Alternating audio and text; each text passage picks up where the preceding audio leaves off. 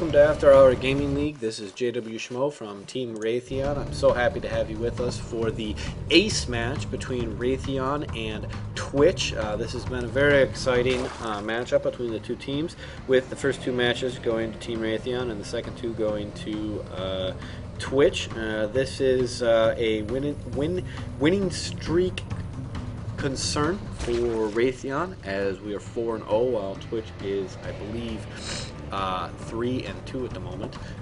So this is make or break for Raytheon. We do have, let's introduce the players. In the upper left hand corner we have YeadBuddy for Raytheon as the red Zerg, and in the lower right hand corner we have Golf for Twitch.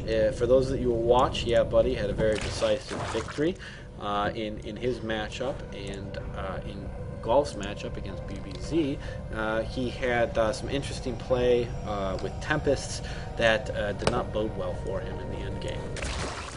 So at this point, basically I would argue the two strongest players on their respective teams playing against each other. We do see Golf go down with his Forge. This is very typical early gameplay against Zerg for Protoss. We do see them wall in. This time, interesting though, is a little bit different than the previous time. When he did this the last time, he did have, let me go over here, he did have a base right here, and I do believe this is a good dynamic play by Golf, because he does know that he has seen that event, and as a result is immediately checking for it to happen.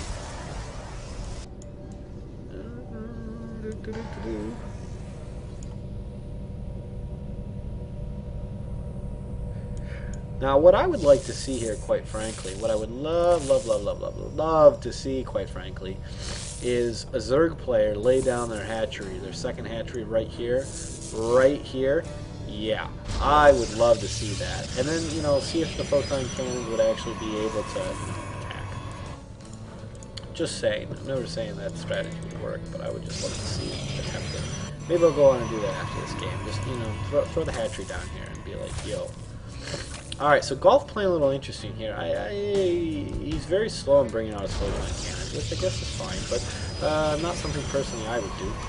I'm paranoid, I always get rushed by Zerg, so he seems to be very confident in his ability to stop a rush, Zergling rush.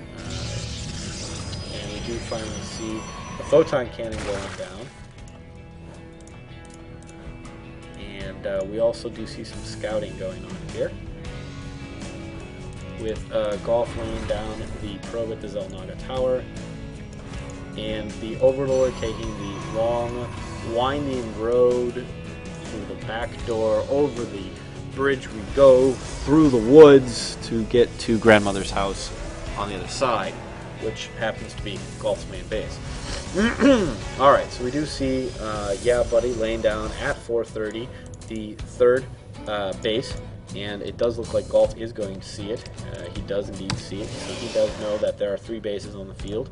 That will, I assume, affect his decision making. I believe he has very good understanding of timing. Otherwise, he would have put that cannon down significantly sooner than he did. We do see some interesting probe use here. Again, with that fast play, you're left with not many probes to kind of saturate a specific mineral field. Similar with drones, you're not going to see the same thing with drones.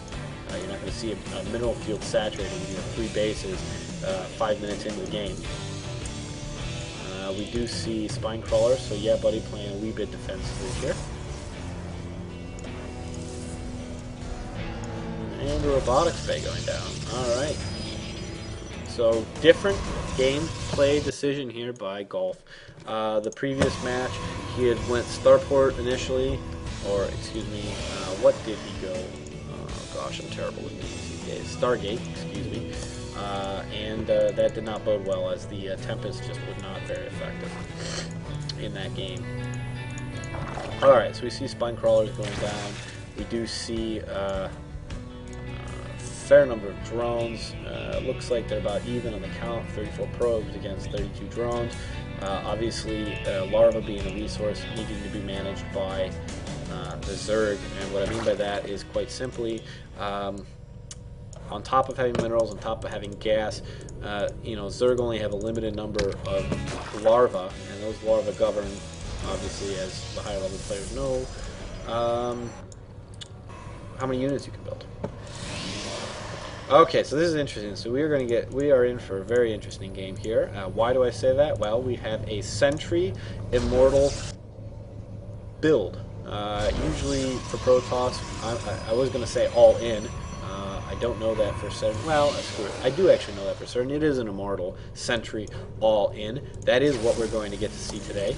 And we do see that a Golf is going to just start chewing away at this Overlord. Why? He does not want his friend, YeadBuddy, to see that.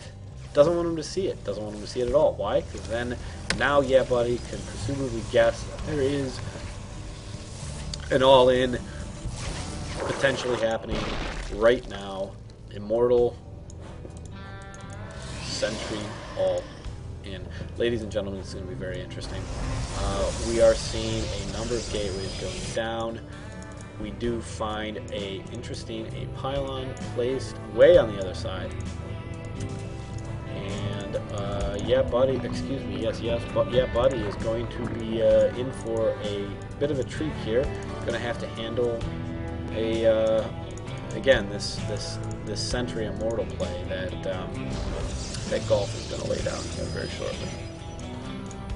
We do see he doesn't even bother. What's going on here? I don't know what's going on here. Apparently these sentries are not getting warped in. They could have been warped in, but they're not. So I guess they'll finish and sit there. And we do see that pylon, that lone singular pylon right there.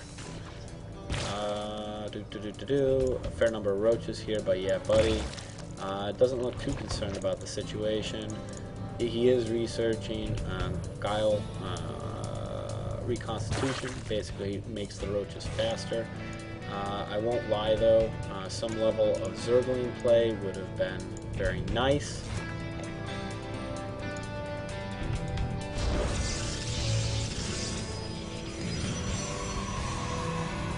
Here we go.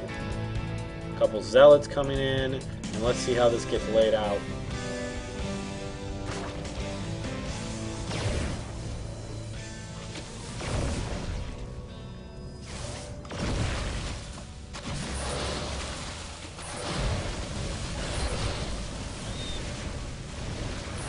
Ladies and gentlemen, very good job with the force fields, forcing these roaches to go all the way around and not engaging directly.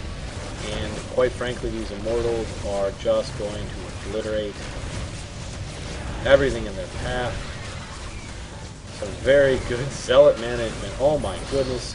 For those of you that did not see that, basically what just happened is Golf is picking up and dropping his Immortals. This is keeping them alive. This is absolutely fantastic play. And ladies and gentlemen, I don't see how YeadBuddy's going to come out of this. Picking up these Immortals like that. He does let one go down. There is not too much. This is putting YeadBuddy heavily on the defensive. And he is going to have to bring back his units in any attempt to save them. I'm not 100% sure how he is going to be able to manage against this. Golf just going full all out, all in. He is going to try and take out one Immortal. It is going to fall, but I don't think the roach count is high enough in order to make any level of defensive play. He is going to block out the force field to the main, so that means that all these roaches are going to effectively be gone, or ineffective. What the heck am I trying to say? Useless. Alright, we are going to see a warp in, so Golf just going all out, all in here on this play. Now the force field's actually affecting him. I do not see how YeadBuddy is going to be able to get out of this. And there's the well played and the GG. And ladies and gentlemen, the ace match goes to Twitch. And so Twitch is going to take the first win away from Raytheon all season long. It'll be interesting to see if they face each other in the playoffs. So, ladies and gentlemen, this is JW Schmo from Team Raytheon, and thank you for watching Week 5 of After Hour Gaming League.